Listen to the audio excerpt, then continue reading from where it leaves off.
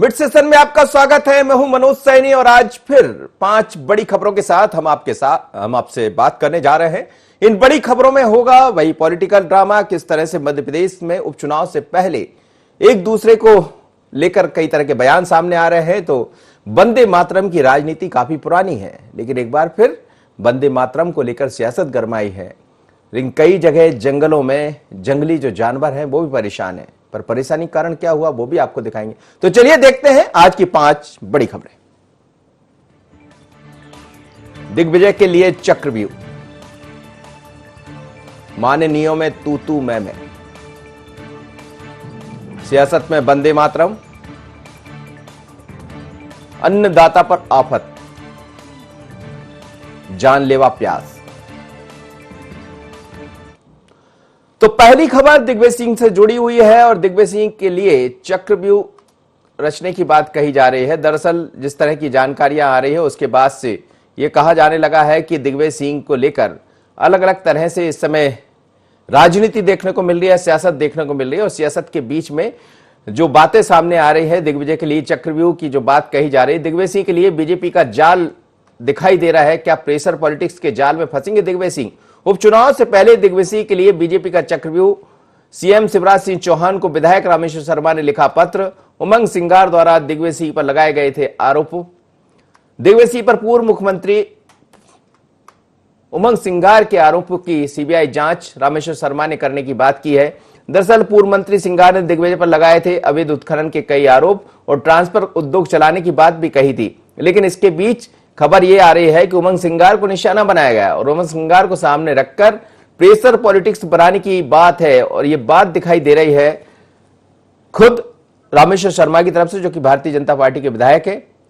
उन्होंने एक पत्र लिखा है मुख्यमंत्री शिवराज सिंह चौहान को और यह कहा है कि अवैध उत्खनन जैसे मामलों में सीबीआई जांच कराई जाए। तो क्या मध्य प्रदेश की सरकार सीबीआई जांच कराएगी या इसके पीछे भी उपचुनाव है? तो क्या है चक्रव्यूह? लेकिन सुन लेते हैं रामेश्वर शर्मा ने क्या कहा।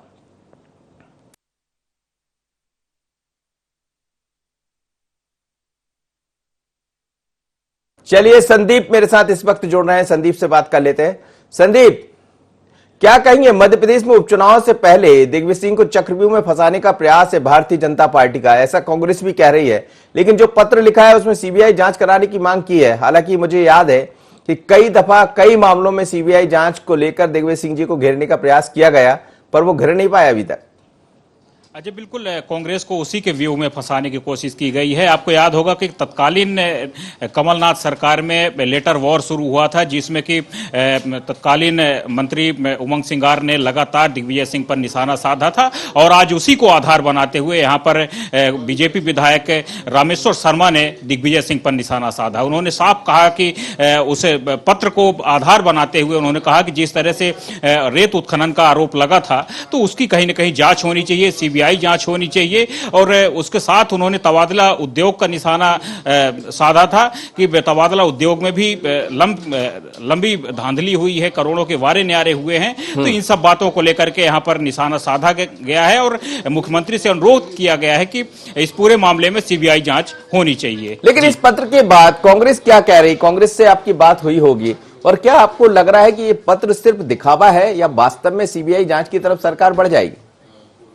देखिए, सीबीआई जांच तो यहाँ कहीं से भी दूर दूर तक अभी ऐसा दिख नहीं रहा है, क्योंकि हमारी बीजेपी और कांग्रेस के दोनों तरफ के नेताओं से बात हुई। कांग्रेस के नेता तो इसे सिर्फ चुनावी फंडा बता रहे हैं। उनका साफ कहना है कि 24 सीटों में चुनाव होने जा रहा है, लिहाजा यहाँ पर भारतीय जनता पार्टी दिग्विजय सिंह को आधार बनाकर उनके कंधे पर बंदूक रखकर कहीं ना कहीं चुनाव पर अपनी गोटियां फिट करना चाहती है और जनता का जो ध्यान है वो कहीं ना कहीं डाइवर्ट करना चाहती है। बीजेपी की बात करें तो बीजेपी की तरफ से भी मिली जुली प्रतिक्रियाएं आ रही हैं, क्योंकि अभी यहाँ पर मामला रामेश्वर शर्मा का है। उन्होंने निशाना साधा है।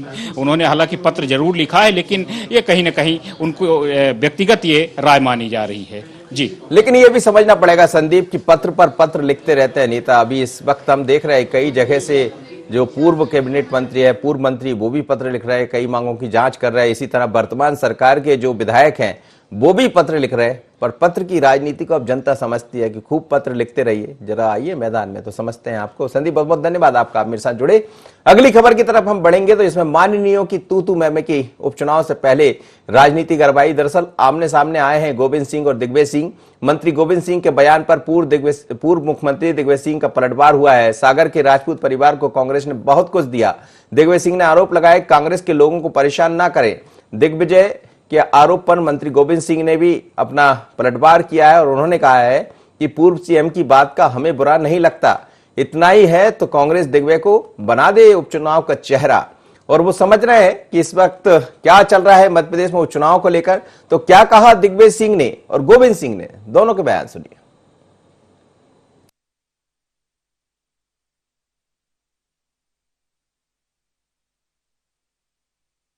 कांग्रेस ने उनको क्या नहीं दिया? पिछले 25 साल से गुलाब सिंह जी से लेकर आज तक अध्यक्ष उन्हीं का बनता है, युवक कांग्रेस उनका बनता है, सारी कांग्रेस उनकी बनती है। ये सम्मान के साथ उन्होंने धोखा किया है और मैं उनको चेतावनी देना चाहता हूं कि जिस प्रकार से कांग्रेस के कार्यकर्ताओं को परेशान कर रहे हैं कांग्रेस के लोग, हम लोग बर्दाश्त नहीं करेंगे।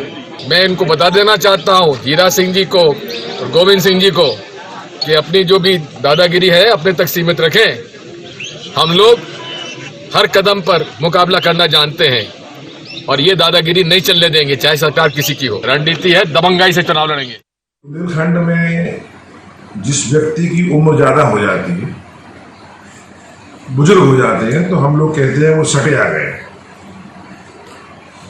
तो दिग्विजय सिंह जी की उम्र भी मैं समझता हूँ 73-74 साल हो गई है और बुजुर्गों की कोई कही बात को हम लोग बुरा नहीं मानते। कांग्रेस पार्टी से हमारा सुझाव है कि दिग्विजय सिंह जी को ही इन चुनाव में, आने वाले चुनाव में स्टार प्रचारक बना दें और दिग्विजय सिंह जी को ही चेहरा बना दें, ताकि लोगों को दिग्विजय सिंह जी के पुराने कार्यकाल की वो बिजली की समस्या याद आ जाए। लोग कहते थे जब तक रहेगा दिग्गी जलती रहेगी डिब्बी। लोगों को भी दिग्विजय सिंह जी के कार्यकाल की सड़कें याद आ जाएं कि भोपाल जाने पहले लगते थे 7 घंटे, अब लगते हैं 3 घंटे। तो उनके कार्यकाल के किए गए काम भी याद आ जाएं। लोकप्रिय बुजुर्ग नेता है तो उनका उपयोग कांग्रेस पार्टी को करना चाहिए। चलिए, तो दो बड़े नेता है, एक पूर्व मुख्यमंत्री दिग्विजय सिंह और दूसरे गोविंद सिंह जो वर्तमान में मंत्री है भारतीय जनता पार्टी की सरकार में। दोनों राजपूत है और लंबे समय से दोनों साथ भी रहे, पर यही समय का खेल है, यही सियासत है, यहां कब कौन कहां किसके साथ चले जाए। तो ये देखिएगा आप, अब उनको दिखाई दे रहा है कि जब तक रहेगी माचिस में डिब्बी और तरह तरह की बातें, लेकिन अब सियासत बदल चुकी है। वो भारतीय जनता पार्टी के चेहरे हैं, मंत्री है और दिग्विजय सिंह पूर्व मुख्यमंत्री है। तो दोनों की बात आपने सुनी। आकाश मेरे साथ जुड़ रहे हैं इस वक्त हमारे बीच, आकाश से समझते हैं। आकाश, उपचुनाव से पहले ऐसी तमाम तरह की राजनीति देखने को मिलती रहेंगी, आरोप प्रत्यारोप के दौर चलेंगे, बयानबाजी देखने को मिलती रहेगी, लेकिन दोनों राजपूत नेता है और तरह तरह के बयान दे रहे हैं। कैसा देखें? बल्कि दिग्विजय सिंह को तो गोविंद राजपूत ने कह दिया कि उम्र का खेल है। जी बिल्कुल, यही दिलचस्प है राजनीति में, क्योंकि जिस तरीके से ये दोनों नेता कभी साथ हुआ करते थे और दिग्विजय सिंह से सीखने की बात गोविंद राजपूत किया करते थे, लेकिन जिस तरीके से गोविंद सिंह राजपूत ने बीजेपी का दामन थामा, उसके बाद से ही उनके स्वर जो है बदले हुए नजर आ रहे हैं। अगर हम पूर्व मुख्यमंत्री दिग्विजय सिंह की बात करें तो वो सीधे तौर पर तमाम आरोप जो है सरकार पर भी लगा रहे हैं, बीजेपी सरकार पर, और सीधे तौर पर अगर हम बात करें व्यक्तिगत तौर पर गोविंद सिंह राजपूत पर भी लगा रहे हैं। उन्होंने साफ तौर पर कहा कि सागर के जो लोग हैं, सागर के राजपूत परिवार को कांग्रेस पार्टी ने काफी कुछ दिया है। सीधे तौर पर इशारा जो है गोविंद सिंह राजपूत की तरफ है, लेकिन गोविंद सिंह राजपूत की माने तो वो यहाँ पर सीधे तौर पर एक बड़ा बुजुर्ग नेता उनको बताते हुए नजर आ रहे हैं और उनके बयान पर चुटकी लेते हुए नजर आ रहे हैं। तो कुल मिलाकर अगर हम कहें मनोज जी, यहाँ पर जो है सियासत भी दिलचस्प हो रही है और जो बयान निकलकर सामने आ रहे हैं नेताओं के, और खास तौर पर जो ज्योतिरादित्य सिंधिया समर्थक पूर्व विधायक या मंत्री रहे हैं जो बीजेपी में शामिल हुए हैं, जब वो जो है कांग्रेस पर निशाना साधते हैं तो राजनीति की जो है एक नई दिलचस्प अंदाज राजनीति का देखने को मिलता है, जहां पर जो है कांग्रेस कटघरे में खड़ी नजर आती है। लेकिन आकाश, उपचुनाव से पहले जो हम देख रहे हैं जिस तरह की बयानबाजी, तो क्या देखा जाए, शुरुआत में जब इस तरह की स्थितियां बन रही है, आगे चलकर तो और बयानबाजी देखने को मिलेगी, एक दूसरे पर बरसेंगे। और दोनों के पास आप देखिए, बड़ा दिलचस्प है कि कांग्रेस के पास भी इस समय अपने ही नेताओं की तमाम तरह की चिट्ठियां होंगी, क्या क्या खोलेंगे पता नहीं, और कांग्रेस के नेता बीजेपी में चले गए, वो कांग्रेस का क्या क्या खोलेंगे ये भी पता नहीं। जी निश्चित रूप से ये पता नहीं है, लेकिन उपचुनाव इससे दिलचस्प होने वाला ये साफ है मनोज जी, क्योंकि जिस तरीके से अगर हम कांग्रेस की बात करें तो कांग्रेस के पास जरूर अभी चेहरे कम नजर आ रहे हैं, लेकिन कांग्रेस ने जो तैयारी की है वो साफ तौर पर जो बीजेपी का नारा था 2018 विधानसभा चुनाव में, माफ करो महाराज अब की बार शिवराज, इसको बुनाने की तैयारी में कांग्रेस नजर आ रही है। लेकिन अगर हम बात करें बीजेपी की, तो बीजेपी यहां पर जो है कांग्रेस को कांग्रेस के चक्रव्यूह में फंसाने की तैयारी में है, और यही कारण है कि जो तमाम 22 पूर्व विधायक जो बीजेपी में शामिल हुए हैं, अब ये जो है एक साथ मिलकर उपचुनाव में जो है कांग्रेस की कलई खोलने का काम करेंगे। तो कुल मिलाकर चुनाव काफी दिलचस्प होगा, और इस आरोप प्रत्यारोप के बीच में कहीं ना कहीं जनता किसे अपना जनादेश देगी ये देखना अहम होगा। लेकिन ये साफ है कि जिस तरीके से अभी से जो आरोप प्रत्यारोप शुरू हो गए हैं, ये इस बात का प्रमाण है कि उपचुनाव की लेकर जो शंखनाद की बात की जा रही है, क्योंकि तारीखों का ऐलान भले ही नहीं हुआ हो, लेकिन नेताओं के जो तीखे बयान है, तीखे जो स्वर हैं, वो साफ तौर पर यहाँ पर नजर आ रहे हैं। बिल्कुल आपने ठीक कहा, और ये आगे आगे देखिए होता है क्या, इंतजार रहेगा, देखेंगे और बड़े नेता किस तरह से बयान देते हैं, क्योंकि इस बार तो बयानों की एक लंबी फहरिस्त भी दिखाई देगी, बहुत कुछ ऐसा खुलेगा दिखेगा जिसकी आपने कल्पना नहीं की होगी, क्योंकि मध्य प्रदेश की सियासत में बहुत कुछ बदला है। अगली खबर की हम तरफ बढ़ते हैं, और भोपाल के बल्लभ भवन स्थित पार्क में पूर्व मंत्री पीसी शर्मा ने कांग्रेस कार्यकर्ताओं के साथ पहुंचकर वंदे मातरम का गायन किया। इस दौरान पूर्व मंत्री पीसी शर्मा ने प्रदेश सरकार को घेरते हुए कहा कि कांग्रेस सरकार के कार्यकाल में हर माह की 1 तारीख को बैंड बाजे और देशभक्ति धुनों के साथ वंदे मातरम का गायन होता था। कोरोना संकट काल के कारण 2 माह से कार्यक्रम नहीं हो रहा, और आज देश अनलॉक हुआ है, तो फिर ये कार्यक्रम क्यों नहीं, सोशल डिस्टेंसिंग के साथ इसको होना चाहिए था। लेकिन जो लोग इस पर सियासत करते थे वो ये करना भूल गए। सरकार को याद दिलाने के लिए हम सभी ने आकर वंदे मातरम का गायन किया। वहीं बीजेपी ने भी कांग्रेस पर पलटवार करते हुए उसे आईना दिखाया। सियासत में वंदे मातरम पर ये नई सियासत देखने को मिल रही है, और शायद पीसी शर्मा ये भूल भी गए कि इस समय सांस्कृतिक कार्यक्रमों पर तो रोक लगी है, पर अनलॉक जरूर हुआ है मध्य प्रदेश। तो दोनों नेताओं का क्या कहना है, कांग्रेस और बीजेपी का, जरा सुनिएगा।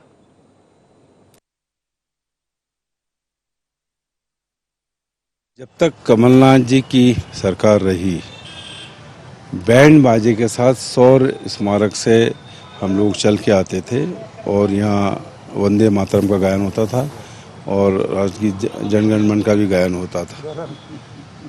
आज कैलाश मिश्रा जी हमारे जो कांग्रेस के अध्यक्ष हैं, उनके साथ और सभी अन्य कांग्रेस जनों के साथ हमने आज ये परंपरा को फिर से शुरू किया है, क्योंकि आज से अनलॉक हो गया है 1 जून से। सरकार की जिम्मेदारी थी वैसे करना था, लेकिन हमने सोशल डिस्टेंसिंग के साथ इसको किया है, क्योंकि वंदे मातरम कांग्रेस की स्वतंत्रता आंदोलन की वो धरोहर है। जब महात्मा गांधी, पंडित नेहरू के नेतृत्व में लोग जाते थे तो वंदे मातरम करके जेल जाते थे, और 9-10 साल जेल में रहते थे। तो हमें वंदे मातरम कूट कूट के भरा है। ये उम्मीद करता हूँ कि सरकार इसको पुनः शुरू करेगी। जिस व्यक्ति को मध्य प्रदेश का विधि मंत्री बनाया जाता है और उस व्यक्ति को इस बात की जानकारी ना हो कि एमएचए की गाइडलाइंस क्या होती है, लॉकडाउन के नियम प्रक्रिया क्या है, लोगों का एकत्रीकरण कहीं किया जा सकता है या नहीं किया जा सकता, बड़ा घोर आश्चर्य होता है कि भारतीय जनता पार्टी को अब कांग्रेसी राष्ट्र धर्म का पालन करना सिखाएंगे। जिस कांग्रेस की सरकार में केवल बैंड बाजे वाले जाकर जो है इस कार्यक्रम की इतिश्री किया करते थे, वो अपनी राष्ट्र धर्म में आहुति दिखाने की कोशिश कर रहे हैं, तो ये 100 चूहे खाकर बिल्ली हज को चलने जैसा होगा। कांग्रेसियों ने इस देश को तोड़ने का काम किया है, देश की अखंडता को खंडित किया है, और इस बात को जो है भारतीय जनता पार्टी जनता तक लेकर जाएगी। और वंदे मातरम हमारे दिल में बसता है, हमें सिखाने वाले पीसी शर्मा की कोई इस मामले में हैसियत नहीं। चलिए, तो वंदे मातरम को लेकर एक बार फिर सियासत गरमाई हुई है। लगातार बीजेपी कांग्रेस एक दूसरे पर बरस रहे हैं, पर वंदे मातरम है, यदि वंदे मातरम कहना है तो कहने में क्या हर्ज है। चलिए समझ लेते हैं। आकाश इस वक्त जोड़ रहे हैं, हमारे संवाददाता, हमारे ब्यूरो चीफ आकाश से समझते। आकाश, एक बार वंदे मातरम को लेकर फिर राजनीति गरमाई हुई है। हमें याद है जब कमलनाथ जी की सरकार बनी थी, थोड़ी देरी हो गई थी वंदे मातरम करने में, फिर उसको दिखाने के लिए बैंड बाजे की धुन पर वंदे मातरम होता था। अब फिर एक बार दिखाई दे रहा है कि अब कांग्रेस ने आरोप लगा दिया बीजेपी पर शायद पीसी शर्मा भूल गए कि जो गाइडलाइन है उसमें तो कुछ सांस्कृतिक कार्यक्रमों पर रोक लगी है। जी बिल्कुल मनोज जी, एक बार फिर से वंदे मातरम को लेकर भोपाल में सियासत देखी जा रही है। खासतौर पर अगर हम बात करें तो इस सियासत की शुरुआत अगर हम देखें तो जब कांग्रेस की सरकार 2018 मध्य प्रदेश में बनी थी, उसके बाद जनवरी माह में जो वंदे मातरम का गायन है वो नहीं हो पाया था। नई सरकार के बनने के बाद जो सामूहिक गायन, जिस तरीके से परंपरा है कि हर महीने की पहली तारीख को जो है भोपाल के वल्लभ भवन पार्क में शासकीय कर्मचारी और प्रभारी मंत्री मिलकर जो है वंदे मातरम का गायन करते हैं, लेकिन वो देखने को नहीं मिला था। बीजेपी ने जमकर कांग्रेस सरकार को घेरा था और उसके बाद सरकार ने शौर्य स्मारक से लेकर वल्लभ भवन पार्क तक बैंड, जो पुलिस बैंड है उसकी धुनों पर जो है देशभक्ति गीतों के तरानों के साथ जो है वंदे मातरम का गायन दोबारा से शुरू किया था। लेकिन अभी का अगर हम दौर की बात करें तो जिस तरीके से कोरोना संकट काल के कारण पूरा देश लॉकडाउन था, आज से अनलॉक हुआ और उसके बाद पीसी शर्मा जो मध्य प्रदेश के पूर्व मंत्री हैं वो जो है वल्लभ भवन पार्क पहुंचे और वहां पर उन्होंने सोशल डिस्टेंसिंग का पालन करते हुए वंदे मातरम अपने साथियों के साथ मिलकर गाया। लेकिन उन्होंने जो है इशारों ही इशारों में बीजेपी सरकार पर तीखा हमला बोल दिया। लेकिन हमला बोलते हुए, सरकार को घेरते हुए वो इस बात को भूल गए कि जो गाइडलाइन केंद्र सरकार ने जारी की है उसमें सांस्कृतिक कार्यक्रमों की अनुमति नहीं है। लेकिन देर से ही सही, लेकिन वो इस बात को भूल जरूर गए।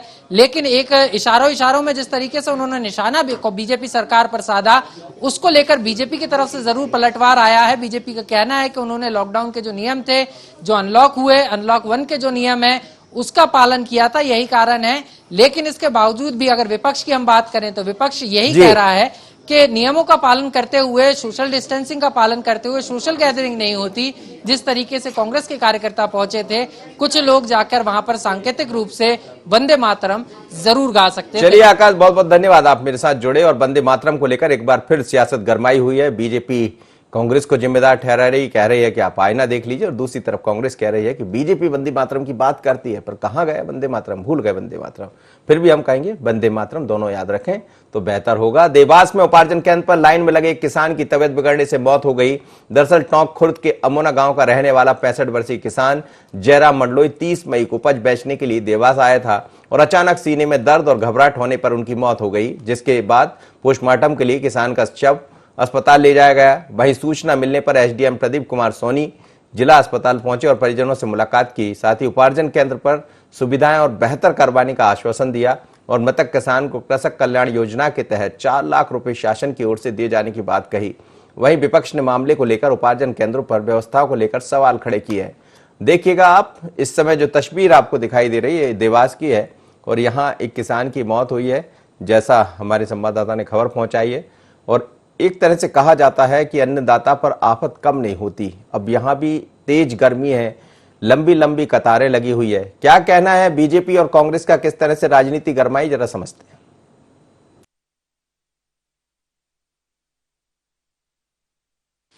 शासन प्रशासन समझ ही नहीं पा रहा है कि कितना गेहूं का उपार्जन हुआ है और कहाँ किसको खरीद कर कहाँ व्यवस्थित रूप से रखना है। इनके पास कोई प्रोग्राम नहीं है, कोई प्लानिंग नहीं है। ऐसे में एक मेहनतकश समाज, खाती समाज का वो कृषक साथी जयराम मंडलोई आहुति दे दी उसने इस अफरा तफरी में। और मैं समझता हूँ कि प्रशासन और शासन को किसानों के हित में शेड बनवाया जाना चाहिए, पानी की व्यवस्था करना चाहिए और भोजन की व्यवस्था भी करना चाहिए। 2-4 लाख रुपए देने से कुछ नहीं होता है, कम से कम 50-50 लाख रुपए तो किसान को दिए जाना चाहिए, ऐसी मैं मांग करता हूँ शासन से। जयराम सिंह पिता चुन्नीलाल, इनका जो इस पे एड्रेस है, इस पे आधार कार्ड पे उज्जैन का है, सोसाइटी में एक टोंक खुर्द सोनकच सोसाइटी में इनका पंजीकृत था। और 30 तारीख को इनका ये जो तुलाई के लिए मैसेज परसों का था, तो रात को इनकी वहाँ पे डेथ हुई। अभी चल रहा है, इनका पंचनामा चल रहा है। तो प्राइमरी तो डॉक्टर ने बोला कि हार्ट अटैक से इनकी डेथ हुई। चलिए, तो राजनीति गरमाएगी। किसान की मौत हुई है तो भारतीय जनता पार्टी यदि सरकार में नहीं होती तो वो सवाल खड़े कर रही होती, अब कांग्रेस सरकार में नहीं है तो वो सवाल खड़े कर रही है। लेकिन किसान तो चला गया, लंबी लाइन में लगा हुआ था। हालांकि सरकार ने 4 लाख रुपए उनको देने की बात कही है। और मेरे साथ इस वक्त एहतेशाम जुड़ रहे हैं देवास से, उनसे समझ लेते हैं। एहतेशाम, क्या स्थितियां हैं? सरकार ने तो पैसा मुहैया करा दिया, ये कह दिया कि 4 लाख की उसको सहायता दी जाएगी, लेकिन आपने देखा मौका ये मुआयना, यानी जहां पर गेहूं खरीदी केंद्र है वहां की क्या स्थितियां हैं? क्या किसान लंबी लंबी लाइनों में लगे हैं? सरकार का तो दावा है कि सबसे ज्यादा इस बार खरीदी की है सरकार ने।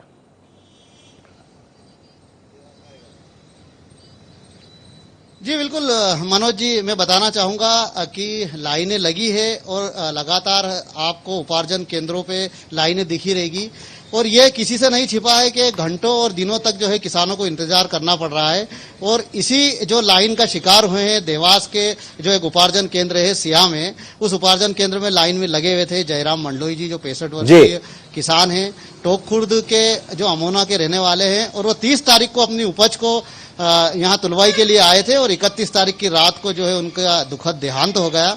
और जिस तरह से मनोज जी आपने बात की कि कांग्रेस जब विपक्ष में रहती है सवाल उठाती है, भारतीय जनता पार्टी जब विपक्ष में रहती है सवाल उठाती है, लेकिन किसान तो गया। तो ये एक दुखद समाचार है सबके लिए, हम सबके लिए, राजनेताओं के लिए, प्रदेश की सरकार के लिए, प्रदेश के लोगों के लिए, क्योंकि जो एक इस तरह से जो एक किसान की मौत हुई है, एक अन्नदाता की मौत हुई है, लंबे समय तक जो है इंतजार कर रहे हैं वहां तुलाई के लिए। और रही बात कांग्रेस की, तो कांग्रेस ने एक बार फिर सवाल खड़े किए और कांग्रेस ने ये भी कहा है, मनोज जी मैं बताना चाहूंगा कि जो है उपार्जन केंद्रों पर व्यवस्थाएं ठीक नहीं है वहां, यहाँ तक कि ये भी आरोप लगाया गया कि अगर वहां पर प्राथमिक स्वास्थ्य सेवाएं होती, एम्बुलेंस वगैरह होती तो उनको जो है उपचार। चलिए आपने ठीक कहा है एहतेशाम, बहुत बहुत धन्यवाद। आप मेरे साथ जुड़े, समय कम है हमारे पास, लेकिन ये सच है कि मध्य प्रदेश में किसानों को लेकर राजनीति गर्माती रहती। पहले ये कहा जाता है कि किसानों का ऋण माफ करेंगे, फिर ऋण माफ नहीं होता है, सरकार बदल जाती है। अब सरकार बदल गई है तो कांग्रेस आरोप लगा रही है भारतीय जनता पार्टी पर, लेकिन किसान की मौत हुई है, दुखद खबर है। अगली खबर की तरफ हम बढ़ेंगे। आपको समझ आ रहा होगा कि इस वक्त गर्मी बहुत तेज है और तपती गर्मी के कारण, तपती धूप के कारण जंगल के जो जानवर हैं वो भी पानी के लिए तरस रहे हैं और जहां तहां घूमते हुए नजर आ रहे हैं।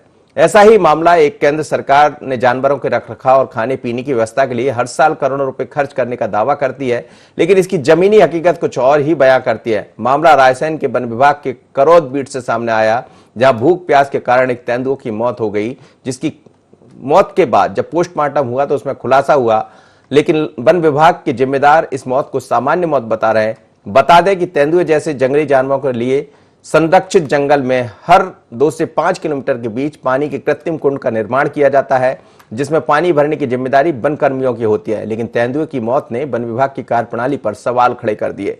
और आप देखिएगा, ये तेंदुआ है जिसकी मौत हुई है। और इस वक्त हमारे साथ संजीव जुड़ रहे हैं, संवाददाता, उनसे समझते हैं क्या कहेंगे। मुस्तकीब, क्या कहेंगे, किस तरह का ये मामला है? और जिस तरह से तेंदुए की मौत हुई है उसके बाद फिर एक बार सवाल खड़े हो रहे हैं, क्योंकि सरकार तो करोड़ों रुपए खर्च करती है और जो शावक दिखाई दे रहा है, मुझे लग रहा है तेंदुए का, जो आपने विजुअल पहुंचाए हैं वहां पर, क्या स्थितियां है? क्या जंगल में वास्तव में पानी नहीं है और जिस बात को लेकर करोड़ों रुपए खर्च किया जाता, लाखों रुपए खर्च किया जाता, वो क्या अफसरों के जेब में चला जाता? जी मनोज, मैं आपको बता दूं कि रायसेन जिले की रायसेन सामान वन मंडल के पास जो बजट आता है जंगल और जानवरों के रखरखाव के लिए, उसमें न केवल अधिकारी उसमें अनदेखी करते हैं, बल्कि काफी कार्रवाई कर अपनी जेबों में पैसा डाल लेते हैं और उस पर कार्रवाई नहीं होती है। जिसका जीता जागता उदाहरण कल मुरेल कला ग्राम पंचायत की बीट करौद में देखने को मिला। यह तेंदुआ जो है भूख प्यास और भूख की वजह से तड़प कर मर गया और उसको चुपचाप वन विभाग के अधिकारियों ने को जैसे इसकी जानकारी ग्रामीणों ने दी, उसको उठाकर अमरावत नर्सरी पर ले गए और पशु चिकित्सक को बुलाकर वह उसका पीएम कराया गया। पीएम की रिपोर्ट में ये बात बिल्कुल साफ स्पष्ट हो गई है भगत कि ये पानी और भूख प्यास के कारण इस तेंदुए की मौत हुई है और ये तेंदुआ विगत 15 दिवस से क्षेत्र में मूवमेंट कर रहा था, तो उसी क्षेत्र में घूम फिर रहा था, परंतु वन विभाग की लापरवाही देखने में आ रही है। बहुत बहुत धन्यवाद आपका। समझ गए कि वन विभाग के लोगों की नींद नहीं खुली, जिनको ये जिम्मेदारी दी गई। यदि वो नींद से समय से जाग जाते, 10 दिन से दिखाई दे रहा था वहां पर तेंदुआ, तो शायद प्यास और भूख के कारण तड़प तड़प के उसकी इस तरह मौत नहीं होती। अब वन विभाग पल्ला झाड़ रहा है, कह रहा है कि हम तो तमाम तरह की व्यवस्था करते हैं, लेकिन हम आपको बता दें कि करोड़ों रुपए, लाखों रुपए हर साल इनकी रखरखाव के लिए खर्च होते हैं, तो फिर पैसा जाता कहां है, ये बड़ा सवाल है। तो मिड सेशन में हम इसी तरह की बात, बड़ी खबरों को लेकर आते हैं। इन खबरों में राजनीति की बात होती है, सियासत के साथ साथ कुछ और भी दिखाते हैं, जैसा कि आपको ये खबर देखी। लेकिन समझना पड़ेगा जंगल के जिम्मेदारों को कि जिन जानवरों के लिए आपको पैसा दिया जा रहा है, उस पैसे को उनके लिए लगाइए। और उपचुनाव के पहले जिस तरह की राजनीति, सियासत दिखाई दे रही है, वो भी इशारा कर रहे हैं कि आने वाले दिनों में बहुत कुछ दिखने वाला है। तो चलिए बने रहिएगा IND 24 पर। मिड सेशन में लेकर फिर आएंगे हम आपके सामने कुछ नई खबरें। मुझे दीजिए इजाजत, नमस्कार।